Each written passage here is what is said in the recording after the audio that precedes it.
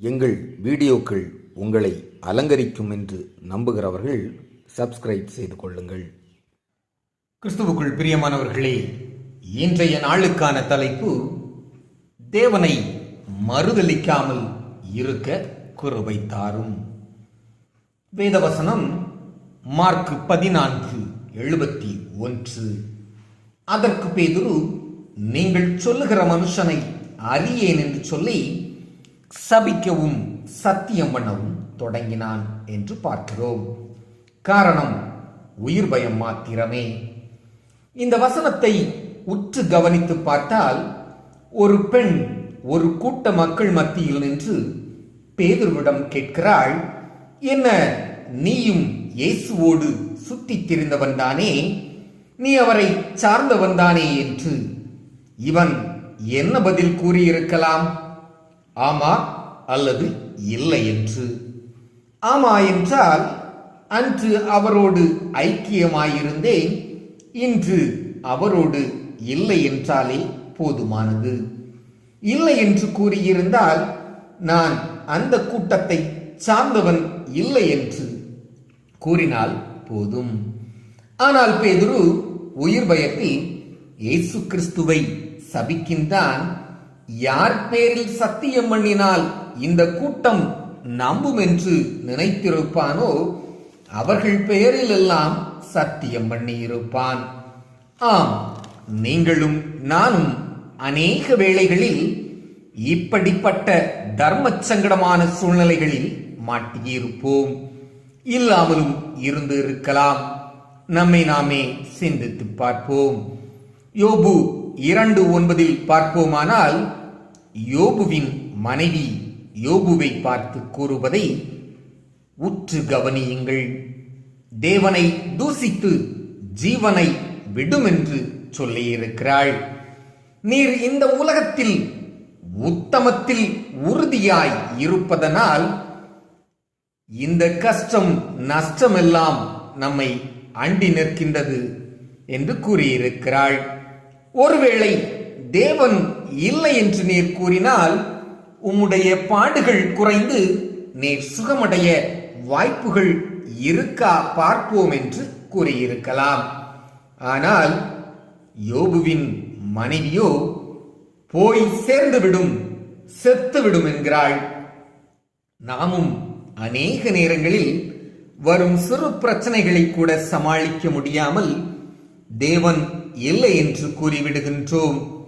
அப்படியல்ல பிரியமானவர்களே, நம்முடைய இருதயம் திருக்குள்ளதுதான். நாம் அவரை உறுதியாய் பற்றிக் கொள்வோம். இதே பேதுரு ஆண்டவருக்காக உறுதியாய் நின்றதை நாம் அப்போஸ்தலர் புஸ்தகத்தில் பார்க்கலாம். யோபுவின் மனைவியும் யோபு கடைசி அதிகாரங்களில் பார்ப்போமானால் இரட்டத்தனையாய் ஆசீர்வதிக்கப்படுகின்றார்கள். ஆனால் அநேகரிடம் உள்ள கேள்வி, பிள்ளைகள் மட்டும் இரட்டத்தனையாய் கிடைக்கவில்லையே என்று. இல்லவே இல்லை.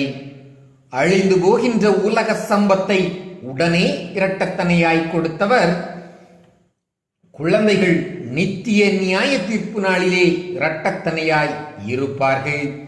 ஆண்டவர் வாக்கு மாறமாட்டார்.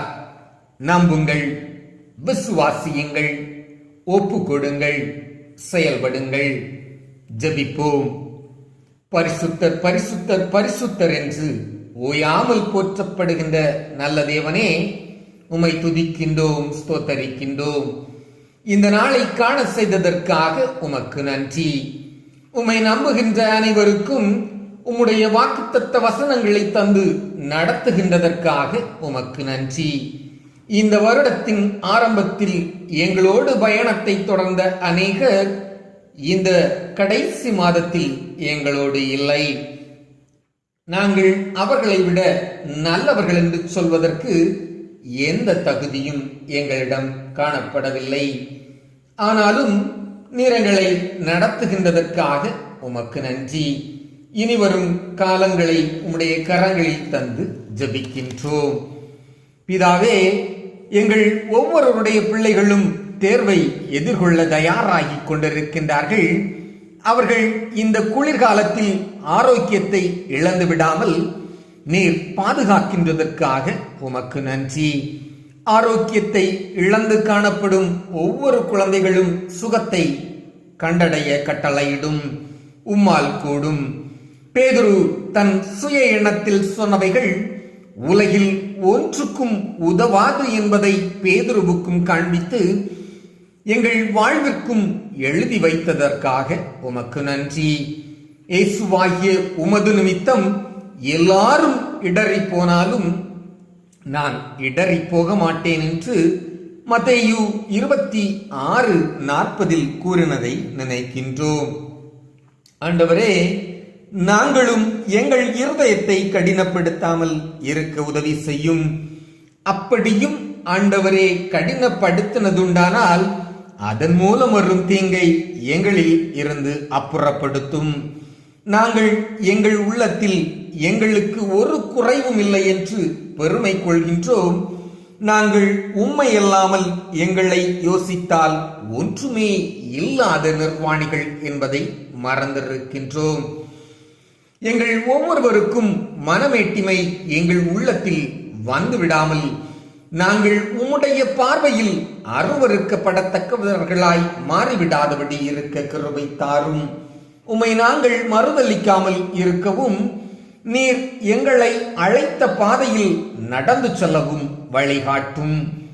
எங்களுக்கு பகுத்தறியும் ஆவியை தந்து உம்மை மறுதலிக்க தூண்டும் இருளின் அதிகாரங்களை ஜெயிக்கவும் எங்களுக்கு உதவி செய்யும். உம்மையே நம்பியிருக்கின்றோம். ஜீவனின் அதிபதியாகிய ஆண்டவராகிய இயேசு கிறிஸ்துவின் நாமத்தில் வேண்டி நிற்கின்றோம் நல்ல தகப்பனே. ஆமேன்.